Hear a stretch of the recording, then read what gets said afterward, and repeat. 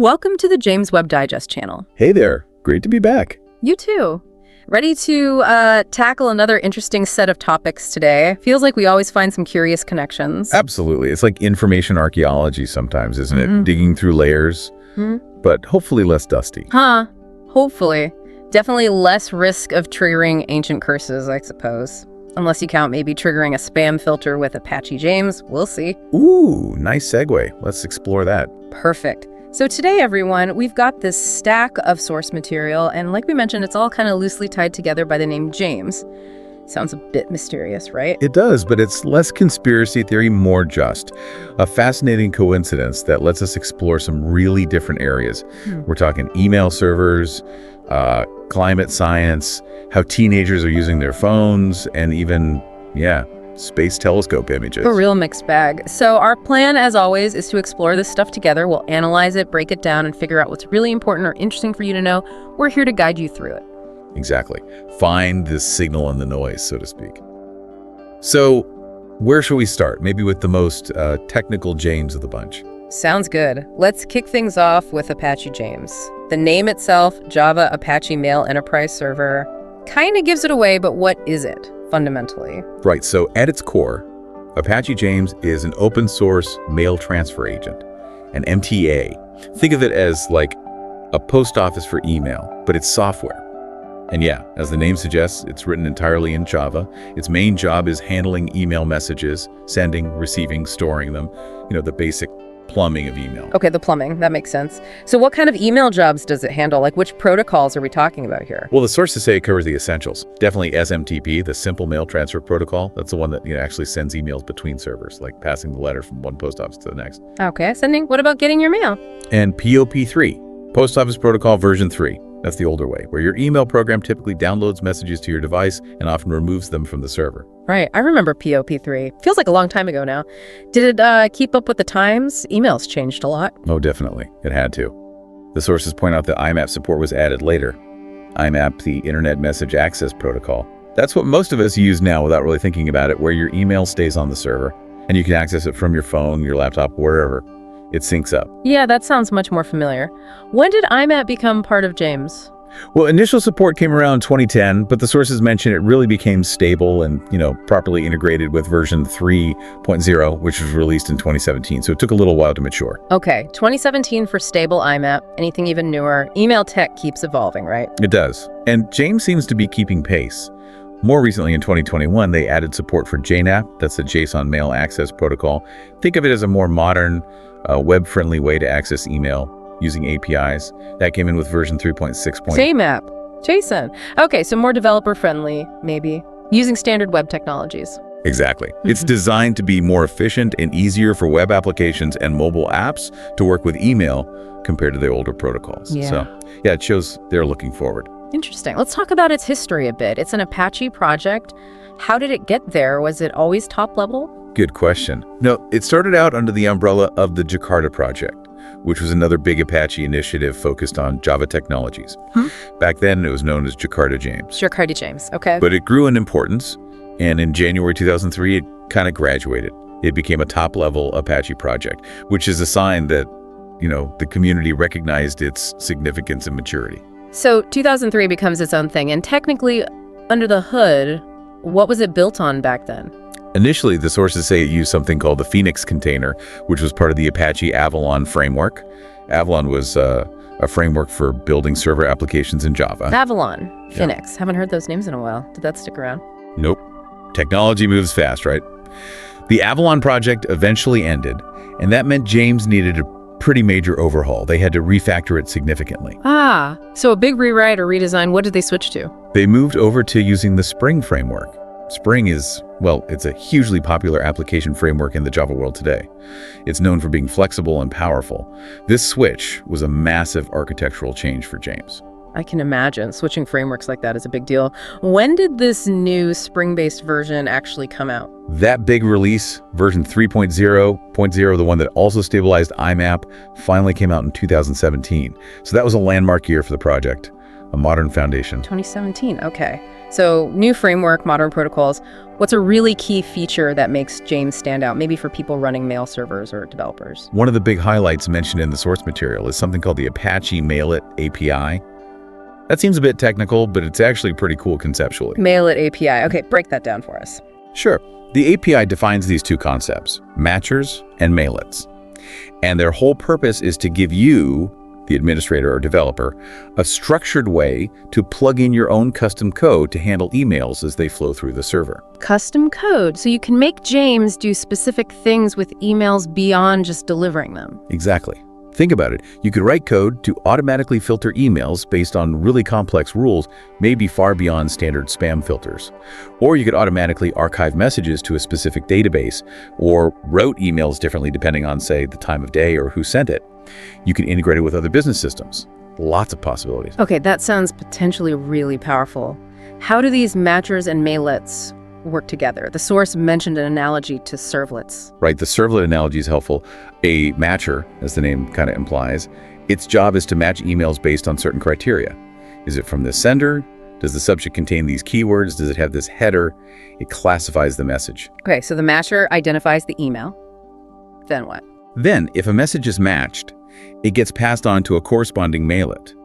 The mail-it is the part that actually does something with the message. It processes it. Maybe it stores it, forwards it, bounces it, changes the header, adds a footer, whatever action you've coded. Ah, I see. Matcher finds it, mail-it acts on it, and the servlet connection? Yeah, the source gives some interesting background there. Apparently, way back, there was a proposal to add mail handling capabilities directly into the standard Java Servlet API, the thing used for web applications. But that proposal didn't get accepted. So the James project essentially created its own parallel mechanism, the Mail-It API, specifically for handling mail messages within their server. So just like a servlet handles a web request, a Mail-It handles an email message. That's fascinating context. So a feature born out of a standard not quite going the way they expected. Does James just give you this API, or does it come with some pre-built tools? Like, do you have to write everything yourself? No, thankfully. It ships with a whole bunch of pre-written matchers and mail-its for common tasks. Things like redirecting mail, blocking certain senders, adding standard disclaimers, that kind of stuff. Okay, so you get building blocks. Exactly. And the real power comes when you chain them together. You can set up sequences. First, use this matcher to find emails from VIPs. Then send them to this mail-it to flag them as important. Then use another matcher for emails with attachments. Send those to a virus scanning mail-it. You can build really complex, tailored workflows. That sounds incredibly flexible. Beyond the server itself, does the Apache James project offer other tools or libraries for people working with email software? Yes, they do. The source mentions they also develop and provide pure Java libraries that handle specific email-related tasks. These can be used independently, even if you're not running the full James server. Oh, like what? What kind of tasks? Well, for example, they have a library for implementing SPF, the Sender Policy Framework. That's a key technology for fighting email spoofing. Making sure an email claiming to be from a certain domain actually came from an authorized server. Ah, right. SPF checks. Important stuff. Anything else? They also have a library for Sieve. Sieve is a standard language used for writing server-side email filtering rules. So if you want your users to be able to set up their own filters, like move all emails from this sender to this folder, a Sieve library helps implement that. And another one for parsing MIME content streams. MIME, that's how emails handle attachments in different text formats, right? Exactly. It's the standard for structuring complex emails with multiple parts. So having a robust library to parse that is fundamental for any email software. Yeah. And the source notes these libraries are designed to work independently of the standard Java Mail API, giving developers more options. So they're not just building a server, they're contributing foundational components for the wider email ecosystem. That's pretty significant. Can you give us a sense of where Apache James is actually used, like a real-world example? Yeah. The source highlights a really impressive one from 2021. A company called Linagora used Apache James to completely upgrade the Estonian government's national email system. The entire Estonian government's email for, all citizens? Apparently so. The source says it provides email services for all citizens of Estonia. That's a massive scale, right? Handling potentially millions of users and all their messages for critical public infrastructure. It really speaks to the capability and scalability of James. Wow. Yeah, running a national email system is a serious stress test. That's quite the endorsement. Is the project still actively developed? What's the latest version mentioned? It seems very active. The source mentions the latest stable release is version 3.8.2, and it came out pretty recently, January 29, 2025. So yeah, development and maintenance are clearly ongoing. Okay, version 3.8.2 in early 2025. That gives us a really solid picture of Apache James. It's this robust, flexible, open source backbone for email, constantly evolving, powering some pretty critical systems. Definitely a significant piece of the internet's infrastructure that most people probably never even hear about. Right. But James doesn't stop there in our sources, does it? It takes us into some wildly different territory. From the nuts and bolts of email to, well, outer space and the future of our planet. Exactly. It's quite a leap. Leaving the server room, we find the name James connected to, stunning images from deep space, but also some pretty stark warnings about climate change. Okay, let's touch on the space connection first. There was something mentioned about the James Webb Space Telescope, but maybe not what you'd expect. Yeah, it's brief, but definitely caught my eye. One source mentions the James Webb Space Telescope, JWST, not for its amazing discoveries, but because of a report claiming that hackers, get this, have managed to hide malware inside some of the images taken by the telescope. Wait, malware? Hidden in the data of a space telescope image? Seriously? That's next-level cybersecurity weirdness. Isn't it? It sounds like something out of a sci-fi plot. It really makes you think about how digital threats can pop up in the most unexpected corners. Data is data, even if it's a picture of a nebula billions of light years away, apparently. Wow. That's a stark reminder, all right? Cybersecurity concerns reaching literally astronomical levels. Okay, well, bringing things back down to Earth, though still dealing with massive global issues, there's another James mentioned, James Hansen. Yes, James Hansen, the well-known climate scientist. Yeah. The source references some new research he's been involved in. This research apparently documents evidence for an acceleration of global warming. Things speeding up, basically. An acceleration, that sounds concerning. How does the source frame his findings compared to, say, the official IPCC reports? It draws a contrast. The source characterizes Hansen's warnings as, let's say, more alarming or challenging, maybe pointing to a faster rate of change or more severe near-term impacts. It contrasts this with forecasts from the IPCC, the Intergovernmental Panel on Climate Change, which are described in this context as being, perhaps, more conservative or measured in their projections. So, potentially differing views on the speed or severity of warming, but what about the solutions? Does the source say they disagree on what needs to be done? Interestingly, no. That's a key point highlighted.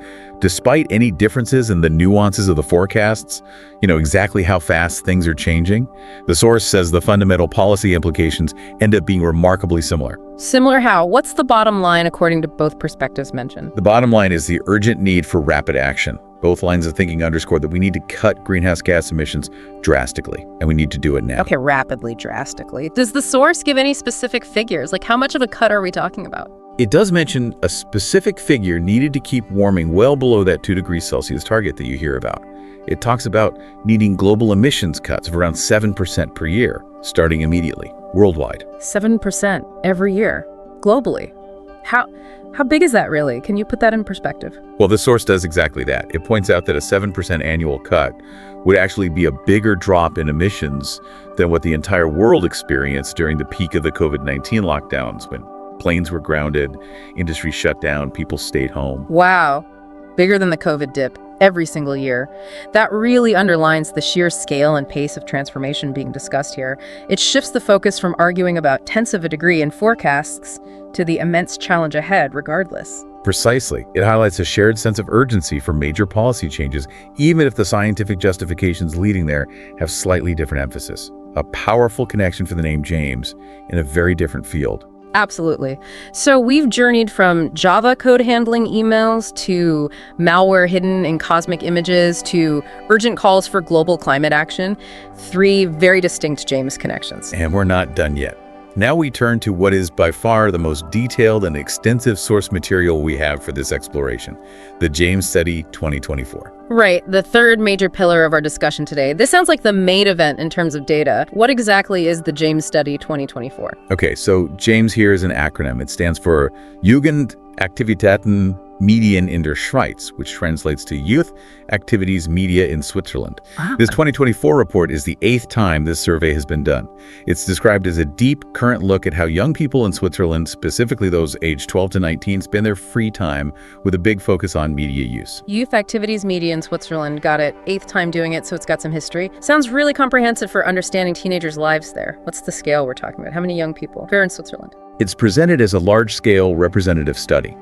That means they aim to capture a picture that reflects the whole population of 12 to 19-year-olds in the country. They conducted it across Switzerland's 3 main linguistic regions: the German-speaking part, the French-speaking part, or Romandi, and the Italian-speaking part, Ticino. All 3 language regions. Okay, that's important for representing the whole country. And the sample size. For this 2024 wave, the total sample size was 1,183 young people. That's a pretty robust number for getting reliable insights into this specific age group within Switzerland. 1,183 teenagers across the country. How did they actually gather the data? And how did they make sure it was truly representative, not just, kids from one type of school or region? Tell us a bit about the methodology. Sure. The study used a school-based approach for finding participants. They employed what's called a 4-level quota sampling plan. Basically, they set targets to ensure they got the right proportions of students from different geographic regions, from urban versus rural areas, from different types of secondary schools like academic versus vocational tracks, and from different grade levels within those schools. So they tried to mirror the actual distribution of students in the country. Exactly. But even with careful sampling, the raw group you survey might not perfectly match the overall population demographics. So they applied a statistical technique called weighting, specifically post-stratification. Weighting, what does that do? It adjusts the influence of each participant's answers. If, say, they slightly oversample kids from cities, the weighting process gives slightly less weight to their responses and slightly more to those from rural areas, so the final results accurately reflect the true urban-rural split in the 12-19 population. It makes the findings more generalizable to all Swiss youth in that age range. Okay, that makes sense. It corrects for any imbalances in who they managed to survey. The study also looked at socioeconomic status, didn't it? How did they figure that out for each participant? Yes, socioeconomic status, SSE, was a key factor they analyzed, as it often influences media access and use.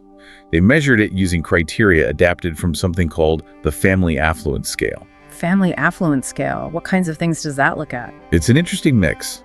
It included things like the number of computers the family owns, the number of cars, how often the family takes tourist trips, the number of bathrooms in their home. Bathrooms, really? Apparently. Yeah. Also, whether the young person has their own bedroom, and even this one surprised me a bit, the family's consumption of sugary drinks. Sugary drinks as a measure of affluence. Huh. Okay. Yeah. These different indicators were combined to classify the households into lower, medium, or higher SSE groups. It's a way to capture different dimensions of family resources. Got it. And the urban versus rural distinction, how is that defined? They based that on official definitions from Switzerland's Federal Statistics Office. Places were classified as city agglomeration if they met certain criteria for being core urban areas, and everywhere else was considered rural. Using official stats makes it consistent and comparable. Okay, so a pretty rigorous approach trying to get a reliable representative snapshot. Let's dive into the findings. What did they find out about leisure time besides using media? What are the top things these young people do when they're on their own? All right, solo activities. The top 3 were sports, consuming audiovisual media like watching videos or shows and listening to music. What's interesting is that sports apparently gained importance in this 2024 survey compared to the last one in 2022. It actually became the most frequently mentioned solo activity overall this time. Sports number 1 for solo time. That's cool. Were there differences between boys and girls in these solo pursuits? Yes, pretty clear differences reported, and they kind of align with common expectations or stereotypes maybe. Boys leaned more towards playing games and doing sports on their own. Girls, on the other hand, tended more towards cultural and creative activities, things like reading, listening to music, baking, drawing. Games and sports for boys, creative stuff for girls. The study itself brings up the nature versus nurture question there. It does. It explicitly prompts you to think about whether these differences are primarily down to socialization, how they're raised, what's encouraged, or if there are biological inclinations at play, or most likely some complex mix of both. It doesn't provide an answer, just raises the question based on the data. A fundamental question indeed. Okay, what about when they're with their friends? What activities are most important then? When hanging out with friends, the top activities are, again, sports, spending time outdoors or in nature, and just generally engaging in shared activities. Could be anything, really, just doing stuff together. The study really emphasizes that meeting up with friends is absolutely fundamental for young people. It cuts across age, gender, family background, school type, socioeconomic status. It's just vital. So, socializing with friends is a universal priority. Makes sense. Any regional quirks in how often they meet up? Just a slight one noted.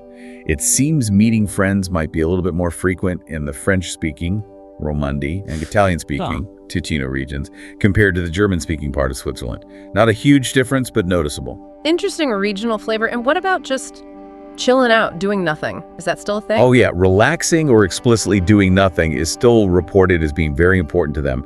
However, the study did note a slight decrease in this category compared to the previous survey wave. A decrease in doing nothing. Why might that be? The researchers wonder about that. Maybe the definition is blurring. Like, does doing nothing for a teenager today actually involve passively listening to music or scrolling through a feed, activities that might have been counted elsewhere? Or does it represent a real shift, maybe feeling more pressure to always be doing something? Hard to say for sure. That's a really good point. The lines are definitely blurry now. Okay, let's shift from activities to the stuff they have access to. What's the media landscape like in Swiss households, according to the study? What kind of equipment do families typically have? The picture painted is one of extremely high digital saturation. Nearly all households surveyed reported having internet access, mobile phones for family members, and computers or laptops. That's basically universal. Okay, internet, phones, computers, standard stuff now. What else is common? Also very high prevalence for things like TVs, portable speakers, digital cameras, tablets, and set-top boxes for TV services. Most homes are pretty well kitted out with digital tech. Right, and streaming. How common are subscriptions like Netflix or Spotify in the household? Extremely common. The study found 80%, that's 4 out of 5 households, have subscriptions for film and series streaming services. Think Netflix, Disney, Plus One, those kinds of platforms. And paid music streaming, like Spotify Premium, is also super popular, available in 72% of households. Wow, 80% for video streaming, 72% for music. That's massive penetration. How does that stack up against subscriptions for more traditional media, like cable TV packages or newspapers? There's a stark contrast. Access to traditional media via household subscriptions is way lower. TV subscriptions like cable or satellite packages are only found in about half of the homes surveyed. And daily newspaper subscriptions, only in 4 out of 10 households. Only half have TV subscriptions and less than half get a daily paper. That really highlights the shift away from traditional bundled media towards a la carte streaming, doesn't it? Absolutely. It's a very clear divide in the data. Does the family's financial situation, that SSE score we talked about, affect this media access at home? Yes, significantly. The study makes a strong point about this. Households with higher socioeconomic status consistently report having access to a wider range of devices and a greater number of subscriptions, both streaming and traditional. It's a clear indicator of digital inequality starting right at the household level. So more money means more gadgets and more services. What about the family's origin? Did they find differences between households of Swiss origin versus those with foreign origins? They did find differences, and one area was particularly notable: traditional print media. Households identified as having Swiss origins reported subscribing to daily newspapers and magazines at more than double the rate of households with foreign origins. Double the rate for newspapers and magazines. That's a big gap. Does the study speculate on why or what the implications might be? It doesn't delve too deeply into the why, but it does raise potential implications.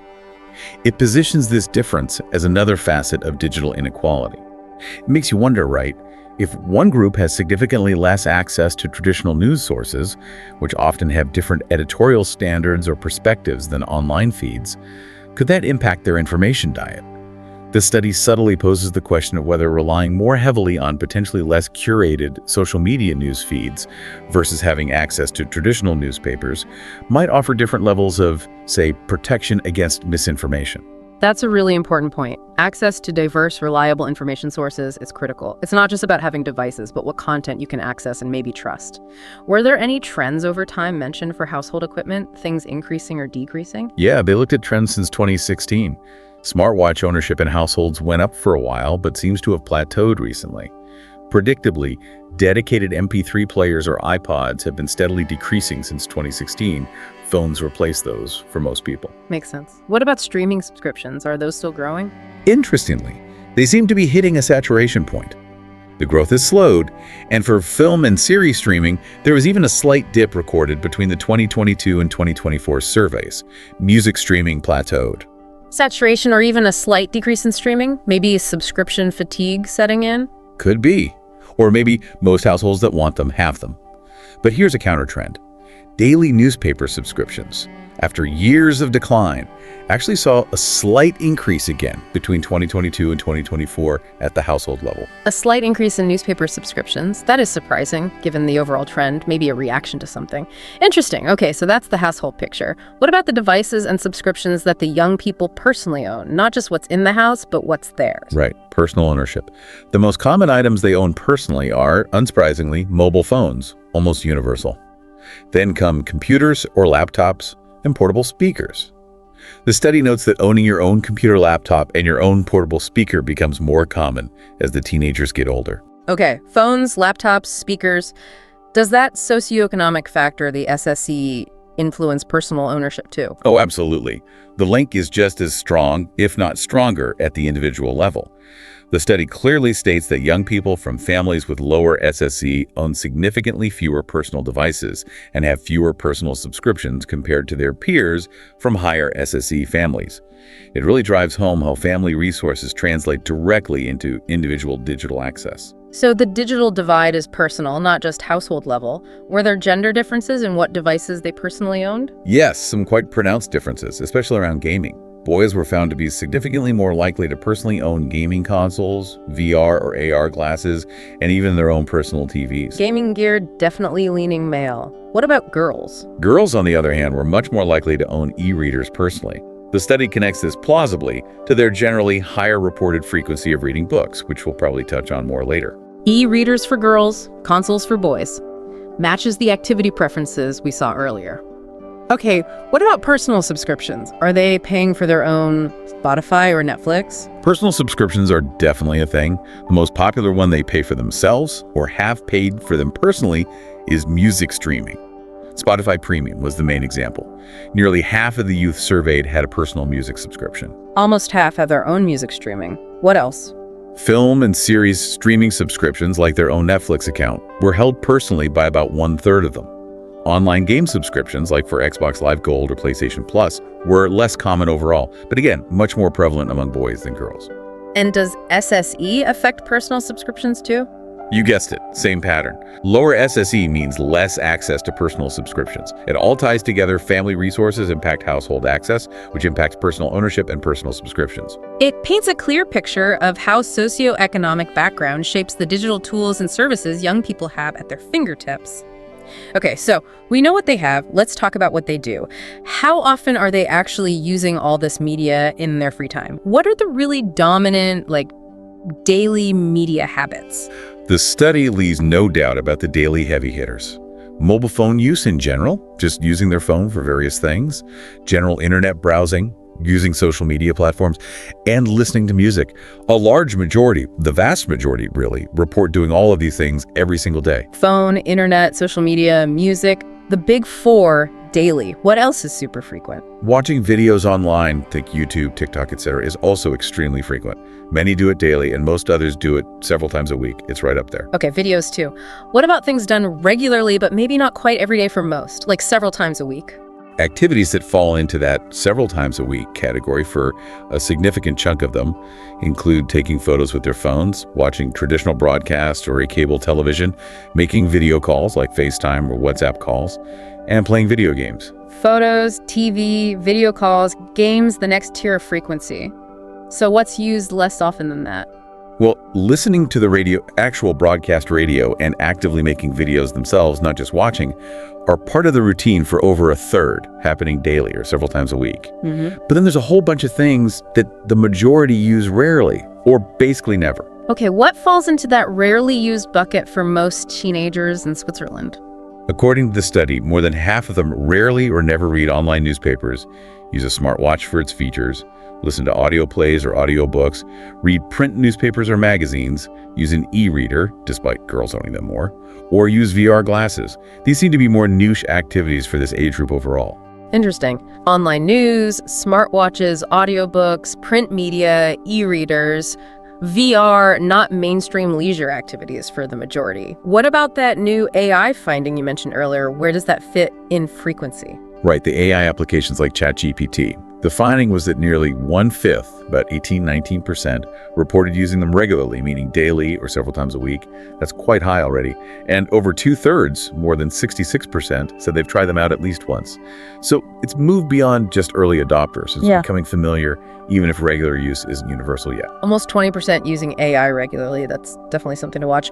Did the study look at how these media activities change with age or differ by gender or over time? Yes, absolutely. They broke down the dynamics quite a bit. Let's start with age. As you probably expect, older teenagers, say 17, 19-year-olds, tend to use the internet more frequently, listen to music more, use social media more, take photos more, use digital maps more, and read online newspapers more often compared to the younger ones like 12, 13-year-olds. Okay, so usage of connectivity, social, and information tools generally increases with age. Anything decrease with age? Yes, interestingly, the frequency of watching traditional TV actually decreases as they get older.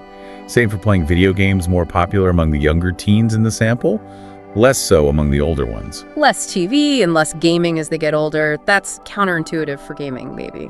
It might seem so, but perhaps other interests take over, or gaming becomes less of a primary social activity for some as they age.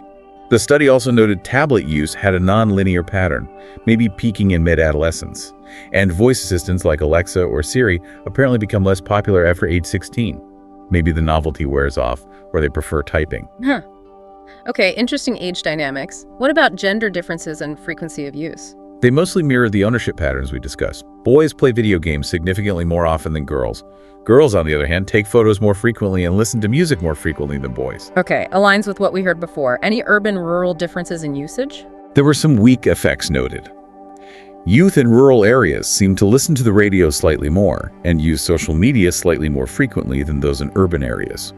But the study emphasized these were not strong differences. Got it. Now, the big picture over time. Since 2016, when they started tracking some of these things, what are the major shifts in how Swiss youth are spending their media time? Okay, looking at the trends from 2016 to 2024, some significant changes stand out. There's been a notable increase in the frequency of making videos, creating content, not just consuming it. The study called this a medium effect size. More content creation? What about consumption? On the consumption side, there's been a clear decrease in reading online newspapers and also reading those free newspapers you often find at train stations. Both of those were also described as medium effects, so less engagement with news in those formats. Okay, making more videos, reading less online free news. What else has changed? There's also been a slight but continuous decrease in several traditional media activities, reading print newspapers and magazines, watching traditional TV, and listening to broadcast radio. These were described as weak effects, but the downward trend is consistent over the years. So the decline of traditional media use is gradual but steady. What's been increasing besides making videos? Slight increases. Weak effects again were seen in playing video games, despite the decrease with age within the cohort, taking photos, and using smartwatches. So summing up the time trends. The study frames it as a really clear contrast. You see the classic, mostly passive mass media formats generally declining in use, while the more interactive media activities, creating, gaming, using connected devices, are generally increasing or holding steady. That seems to be the dominant narrative of change over the last 8 years or so. Passive mass media down, interactive media up. That makes a lot of sense intuitively. What about things that stayed stable? Reading physical books, using tablets, despite the weird age pattern, listening to audio plays or audiobooks, and using voice assistants were all reported as being relatively stable in frequency since 2016. They haven't seen major increases or decreases. Okay, so some constants amidst the change. Let's zoom in on two specific areas you mentioned, gaming and books. You said gaming frequency increased slightly overall, but decreases with age. What else did the study say about gaming? Well, it confirmed gaming is widespread. 8 out of 10 young people surveyed play video games at least sometimes. That's a slight increase even since the 2022 survey. And yeah, the age trend is there. Regular gaming is more common among younger teens. And the gender gap persists. Boys are still about twice as likely to be regular gamers as girls. 8 out of 10 plays sometimes. That's huge. What kind of games are they playing? Any surprises in the most popular titles? The list of popular games includes some long-term favorites that probably won't surprise you. Minecraft is still huge, Grand Theft Auto series, and the FIFA soccer games, now called EA Sports FC. Fortnite has also been a mainstay since it exploded around 2018. Okay, the usual suspects. Any newcomers shaking things up? Yes. The study highlighted a game called Brawl Stars, entering the top 5 favorite games in the 2024 survey. Brawl Stars. I think I've heard of that. What is it? And why the sudden surge in popularity? The study explains it's a free-to-play game primarily played on mobile phones. As for its rise, they suggest a few factors could be involved. Things like game updates, keeping it fresh, maybe a specific marketing partnership. They mentioned something with SpongeBob SquarePants, apparently. SpongeBob, okay. But they also pointed to something potentially more concerning: the implementation of dark patterns within the game design. Dark patterns. We talked about that briefly with Apache James, but here in gaming, what does that mean? How did the study define it? They used a definition from research on the topic. Basically, dark patterns in games are design choices or mechanisms deliberately built in to motivate you to keep playing, often by tapping into psychological triggers. Things like creating a fear of missing out, FOMO, on rewards if you log off, making you feel like you'll lose progress or status, or using timers and notifications to constantly pull you back in. They're design tricks aimed at maximizing engagement time, potentially in ways that aren't entirely transparent or beneficial to the player. That sounds manipulative, like designing for addiction almost. Does the study comment on how to handle this, like the role of parents or regulation? Yes, it touches on both. It stresses the importance of parents being aware of what games their kids are playing and actually talking to them about their experiences and habits. Open communication is key to spotting if gaming is becoming problematic, especially with these kinds of potentially manipulative designs. So parental awareness and conversation first. What about authorities? The study suggests that authorities should keep a close eye on how dark patterns are being used in games popular with young people. And they should be prepared to consider regulatory measures if these practices become widespread or particularly harmful. It even mentions that some countries like the Netherlands and the UK are already starting to look into regulating these kinds of mechanics. Okay, so it's on the radar as a potential issue needing oversight. That's important context for understanding the environment these kids are gaming in. What about spending money in games? Microtransactions, how common is that? It's not super common for regular spending. Only 4% of the youth surveyed said they regularly make in-game purchases. However, a much larger group, fully half of them reported having done it at least once. So trying it out is common, but becoming a regular spender is rarer. 4% regularly, 50% tried it once. Got it. And age ratings on games. Are kids sticking to the recommended ages? Mostly, no. The study found that about 21%, over a fifth, regularly play games that are rated for an older age group than they are. And more broadly, over half of all the young people surveyed admitted they have violated age limits for games at least once.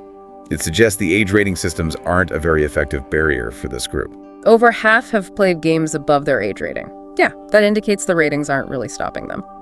Okay, let's switch gears from gaming to books. How does reading fit into this picture? Is it still relevant? Definitely. The study describes reading physical books as a remarkably constant leisure activity among Swiss youth over the years they've been surveying. It hasn't seen the big declines that some other traditional media have. So reading books is holding steady. That's good to hear. Does the study acknowledge the online book world, like book talk? Yes, it does. It specifically mentions the growing phenomenon of book-related content online communities and trends on TikTok, BookTok, Instagram, Bookstagram, and YouTube, BookTube. It recognizes that digital platforms are now interacting with and influencing traditional reading habits, which is a really interesting dynamic. Yeah, social media driving book sales sometimes. Do they ask about specific favorite books in this 2024 study? They did. For the first time since 2016, they collected open-ended responses about favorite books.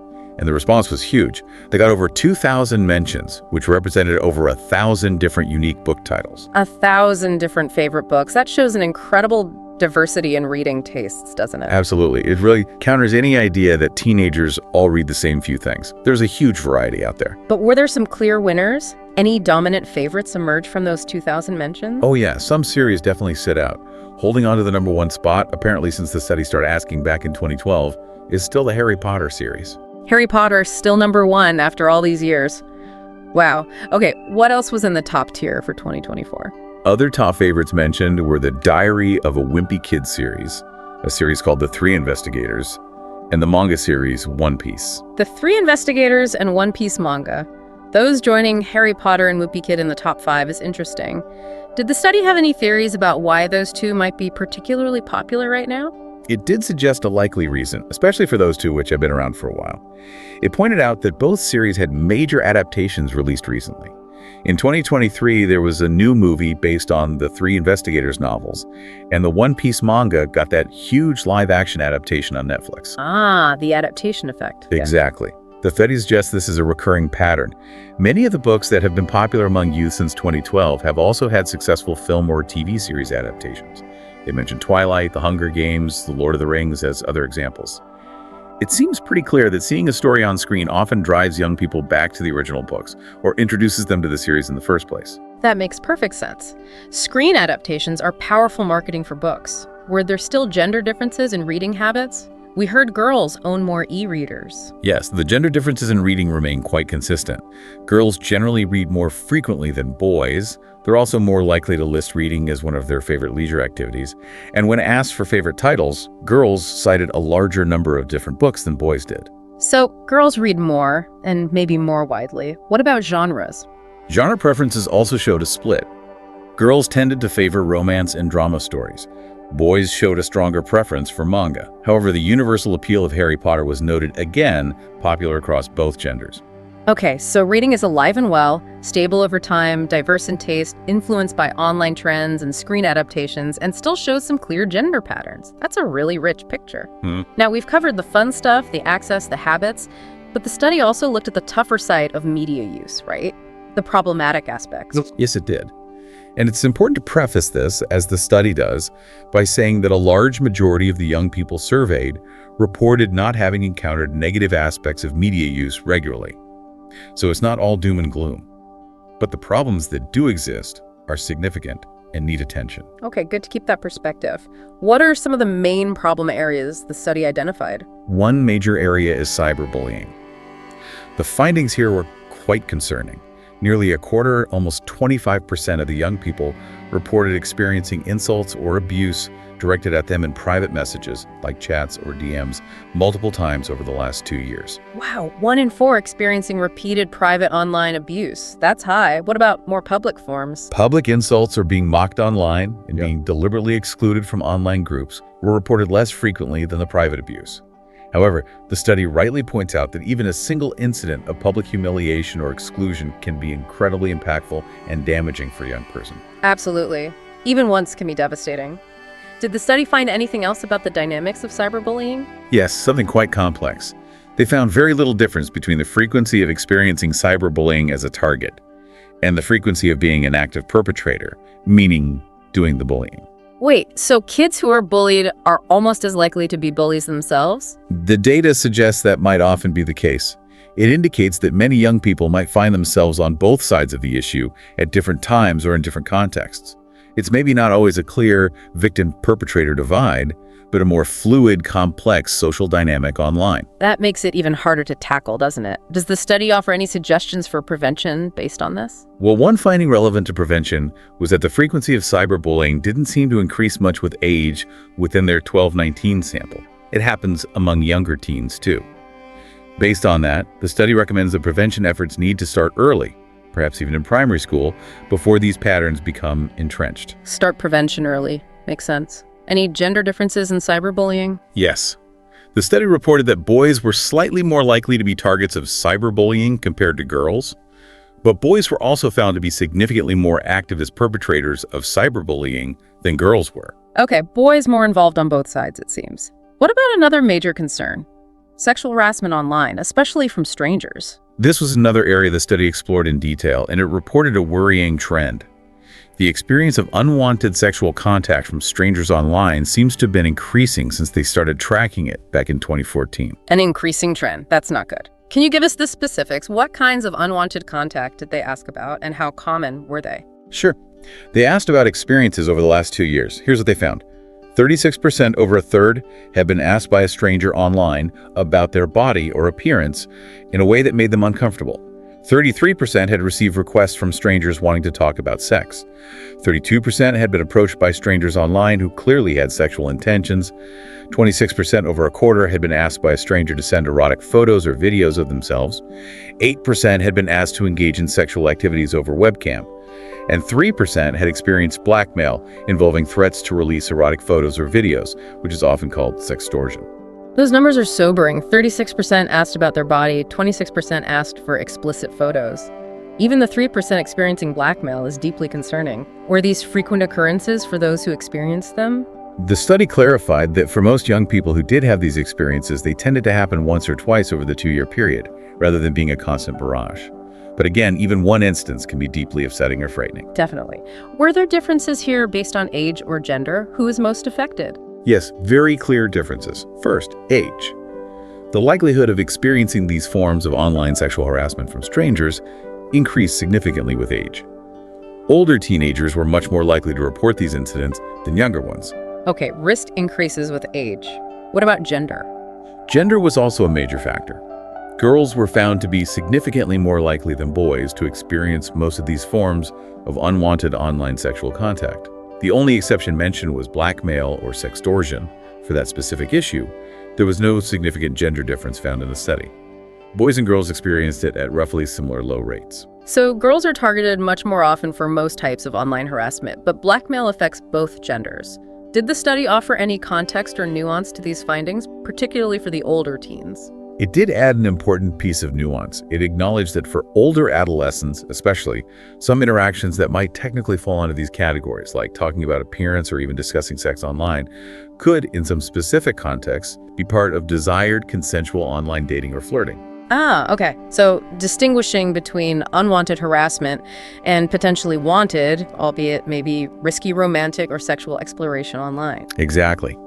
The study notes this isn't likely happening on formal dating apps like Tinder, which this age group rarely uses according to the data, but perhaps more within conversations on general communication apps they use frequently, like Snapchat.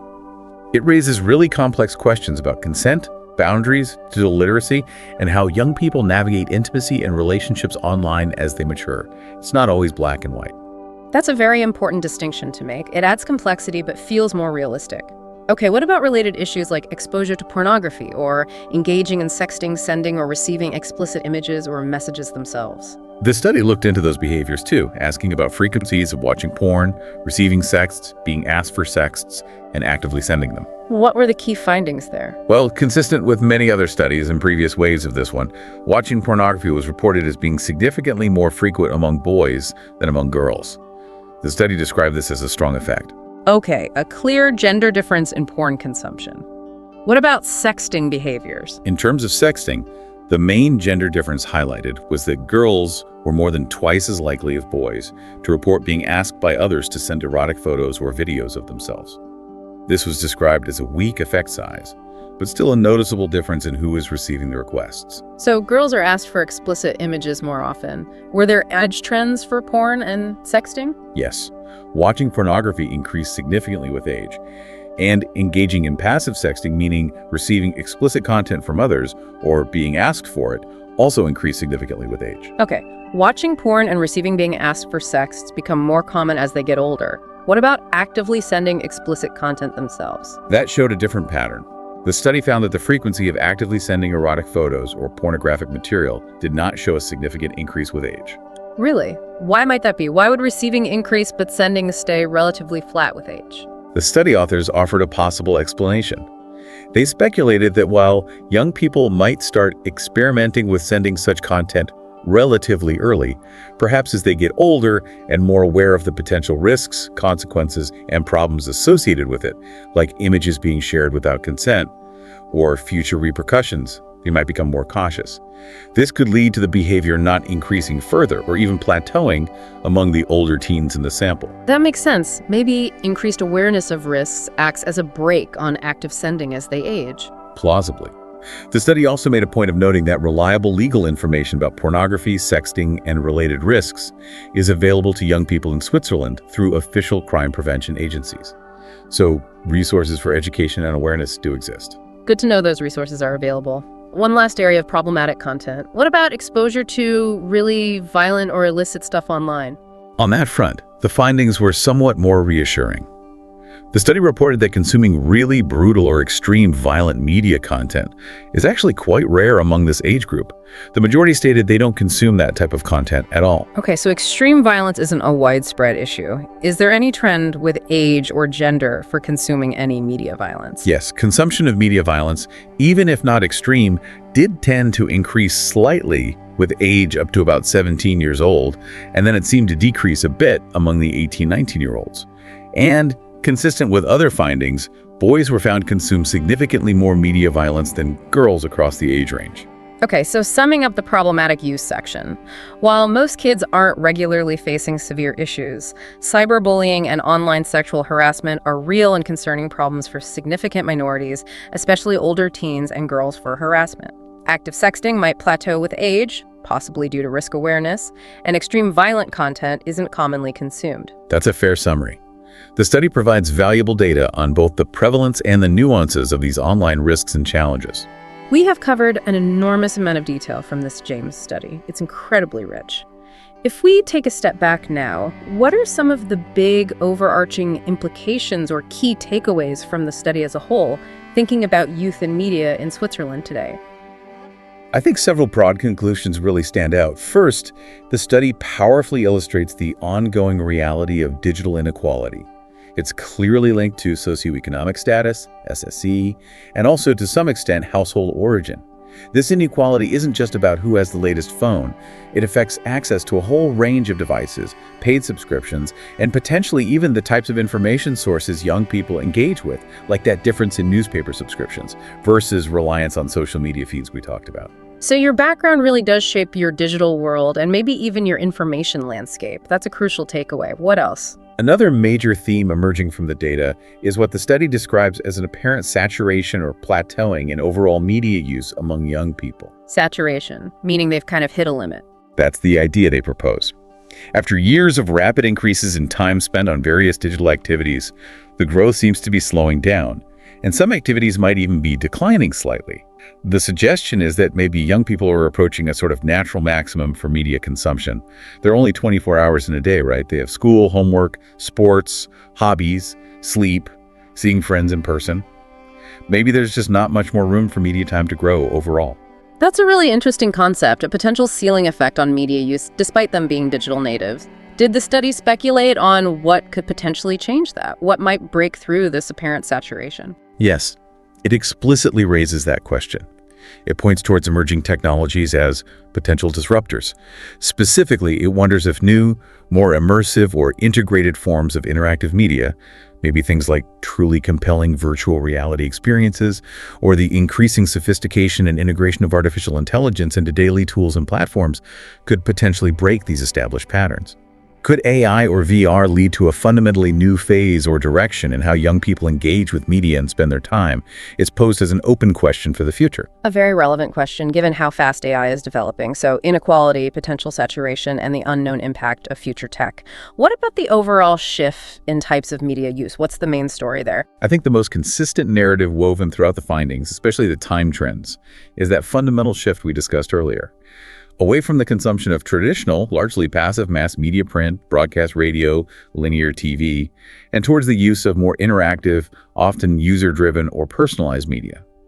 Things like creating and sharing content, playing interactive games, using connected devices like smartwatches, engaging constantly on social platforms. That transition seems to be the defining characteristic of how youth media habits have evolved over the period studied. Less passive consumption, more active interaction and creation, that feels like the core change. So the James study gives us this incredibly detailed, nuanced snapshot. The good, the bad, the changing, leisure, access shaped by background, the move to interactive media, the challenges faced online. It's a lot. It really is a valuable resource for understanding youth life in our digital age, grounded in some pretty solid data collection from Switzerland. Wow. Okay, what a journey today. We really covered some ground, all sparked by that one name, James. We started deep in the tech weeds with Apache James email servers. Then zipped out to the James Webb Space Telescope, but for a weird cybersecurity reason. Then tackled the heavy topic of climate change acceleration with James Hansen's research. And finally, spent a good chunk of time exploring the incredibly detailed world of Swiss teenagers and their media lives through that massive James study 2024. It's amazing how exploring these seemingly disconnected sources linked just by a name actually let us touch on software infrastructure, global environmental crises, and the very personal day-to-day digital realities of young people. It really shows the value of, just digging into the material you find. You uncover these unexpected connections and gain insights across totally different domains. You see threads you wouldn't have otherwise. Absolutely. Every bit adds to the bigger picture, whether it's a Java API detail, a climate projection, or a statistic about TikTok use. Couldn't agree more. So thinking about that bigger picture, and especially reflecting on the James study, we talked about that idea of media use maybe hitting a saturation point for young people. But we also talked about the rise of new technologies, particularly AI, which the study itself flagged as a potential disruptor. Right, the thing that might shake up those established patterns. Exactly. So here's something to maybe chew on after we wrap up. The study documented not just changing habits, but also real problematic aspects of current online life, cyberbullying, harassment, sexting pressures. If AI does become more integrated into their media experiences, how might that intersect with these existing problems? Could AI potentially make things like online harassment worse, maybe automated or make it more personalized? Or conversely, could AI offer new tools or ways to perhaps mitigate some of these harms, maybe through better detection or filtering?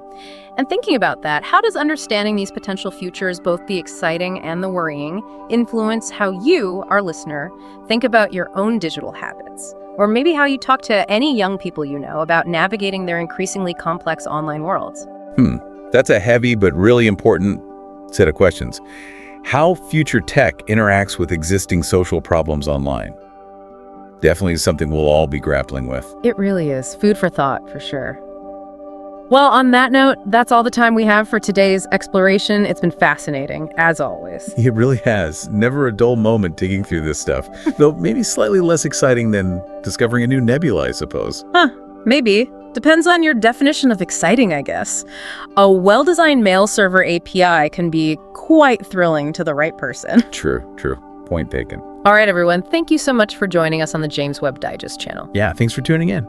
Don't forget to subscribe to the channel and leave a like to keep up with James Webb Digest. It really helps us out here. It really does. And hey, if you're thinking about becoming a channel member, now's the time. Check out the first pinned comment below. And comment down below what you thought. We want to hear your opinion, your questions, or even your predictions about the mysteries of the universe. Or just tell us your favorite obscure Java library we won't judge. See you next time. Everyone!